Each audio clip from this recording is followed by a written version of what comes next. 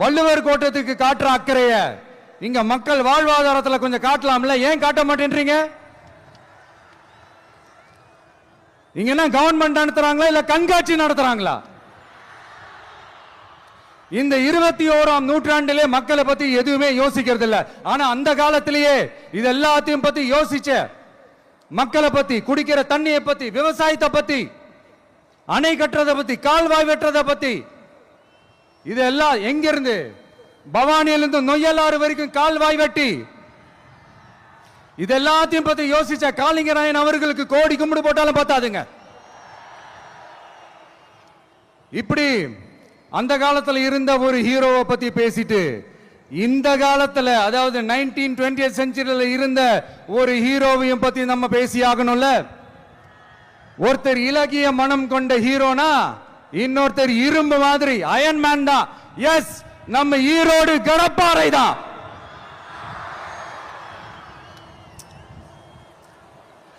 ஒட்டுமொத்த தமிழ்நாட்டையே திருப்பி போட்ட சீர்திருத்த நெம்புகோல் ஈரோடு மாவட்டத்தில் பிறந்த அவர்தான்.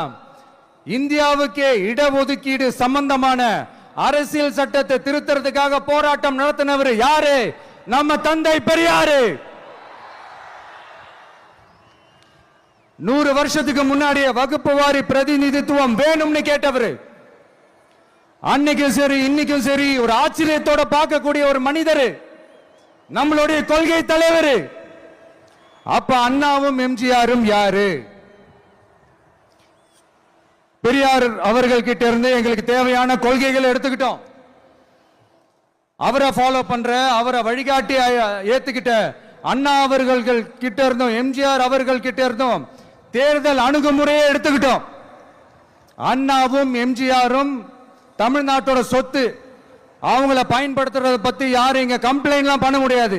அண்ணா எங்களோடது, எம்ஜிஆர் எங்களோடது, நீங்களா எடுத்துக்க கூடாது அப்படிலாம் யாரும் இங்க அழுதுட்டு இருக்க முடியாது, சொல்லிவிட்டேன்.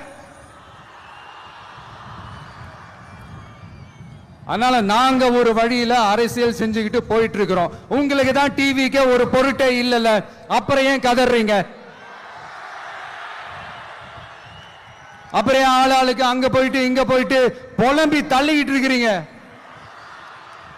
இது எப்படி இருக்கு தெரியுமா? எனக்கு பயம் இல்ல, எனக்கு பயம் இல்ல